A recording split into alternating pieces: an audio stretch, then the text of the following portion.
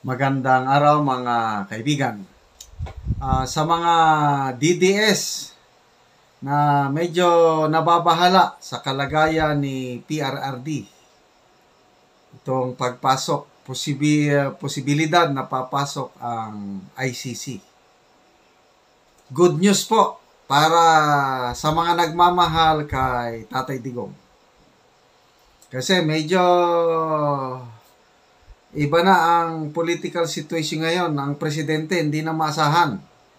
Yung sabi niya na pag-aaralan yung posibilidad na ang Pilipinas babalik sa ICC. Kung babalik sa ICC ang Pilipinas, baka malagay sa alanganin ng ating minamahal na Tatay Digong. Okay. Ano itong good news? Ipagpalagay natin na nag-decide na ang presidente. Okay, mag-rejoin tayo, balik tayo sa ICC. Iyon na ba yun? Iyan na ba ang final say? Ang presidente, once na nag-decide, balik na. Hindi po. Meron pang kailangang gagawin. Kung hindi ito gagawin, hindi tayo babalik. So, merong makasalbar, merong makatulong kay Tatay Digong in case na ang pabago-bagong panindigan ng presidente wala na, matuloy na balik na sa ICC.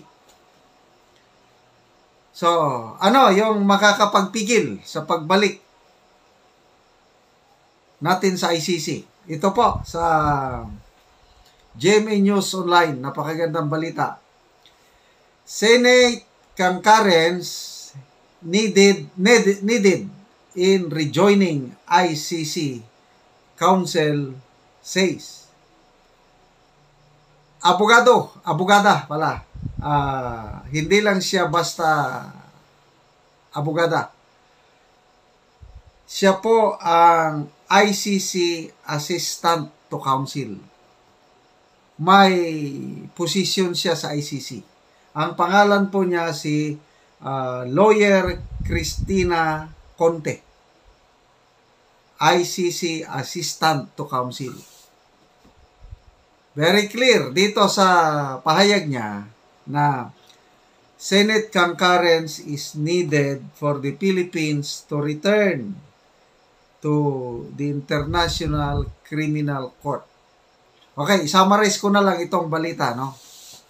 May dalawang paraan para once na nag-decide ng presidente, kasi yung desisyon niya ang hinihintay. Bitin. Pabago-bago. Nung una, sabi niya, wala na. Wala nang jurisdiction ng ICC. Ngayon, sabi na, pag-aaralan natin. So, dalawang approach o possibility na makabalik tayo sa ICC after na nag-decide ang presidente na babalik.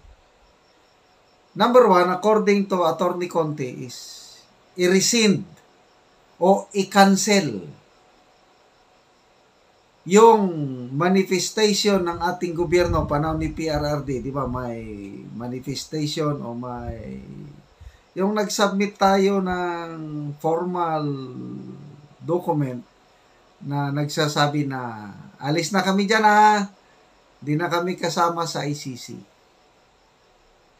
Yon, according to this lawyer, dapat i-rescind yung anong tawag doon, yung formal na gano'n.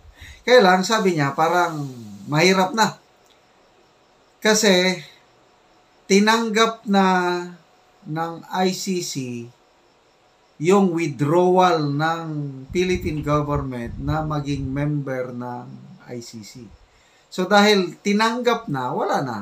Talagang kung sa, expelled na kung estudyante, hindi lang dismiss, expelled. Wala na. So, ang mas maganda, according to Lawyer Cristina Conti is mag-rejoin tayo,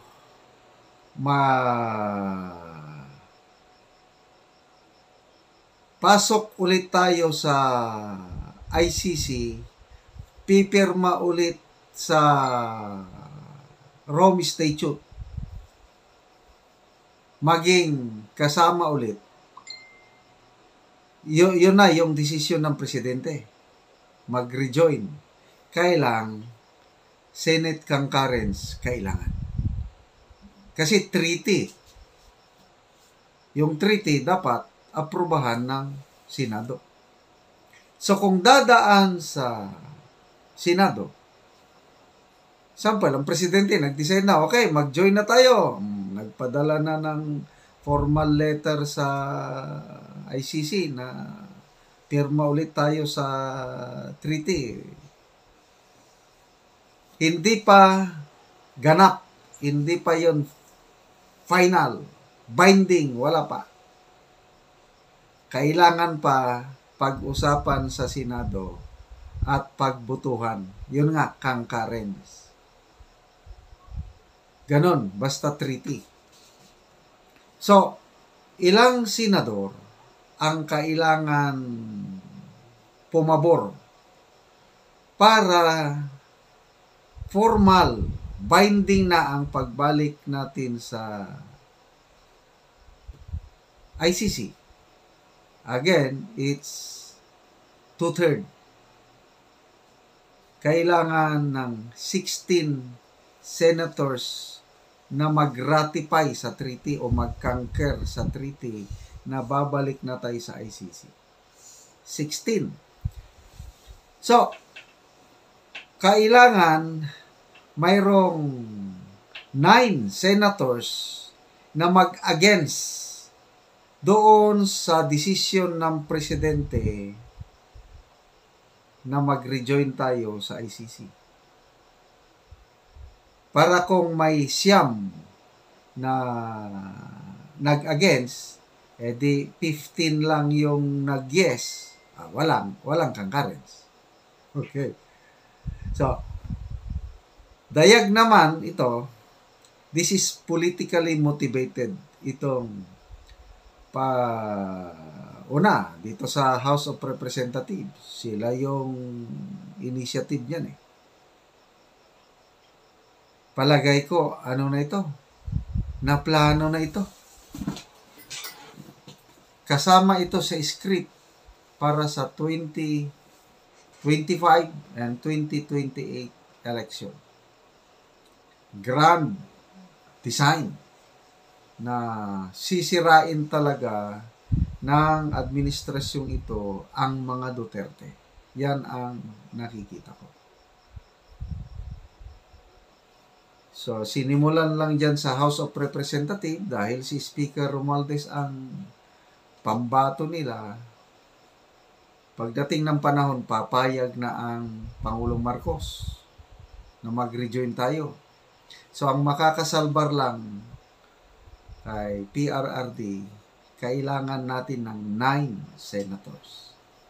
So, meron bang maaasahan natin na 9 senators na tutulong sa mga Duterte? The answer is yes. Di ba, balikan natin yung issue ng confidential funds. Nung hindi pa umatras ng tuluyan si BP Sara, meron na yung nag-leak na usap-usapan sa caucus sa Senate na 9 senators. They are willing to help BP Sara na maibalik ang kanyang confidential funds. So, i-review natin kung tama yung memory ko. Of course, yung mga talagalyado, Bato, Robin Padilla, Tolentino, Cayetano, Jingo Estrada, Lito Lapid, help me. Sino pa yung Revilla? Isa na lang. Kalimutan ko na yung isa. Basta, yung siyam na senador, talagang, loyal kay Tatay Digong. Duterte talaga yun. Kaya, worst comes to worst, pag ipatuloy ng Marcos Romualdez Araneta clan ang kanilang political motive na sisirain ang mga Duterte, hindi sila magtatagumpay. Yun ang nakikita ko. Yun po ang good news na sinasabi ko, mga kapwa ko DDS. Kaya, relax lang tayo. Okay? Sana, ang presidenteng ito is maging tunay siya sa kanyang salita nung una nga, hindi na pwede tayo magpasakop sa ICC. Okay? So, salamat dito sa abogadang ito, Attorney Cristina Conti, na nag-remind o nag-enlighten sa atin na kailangan pala ng concurrence ng Senado.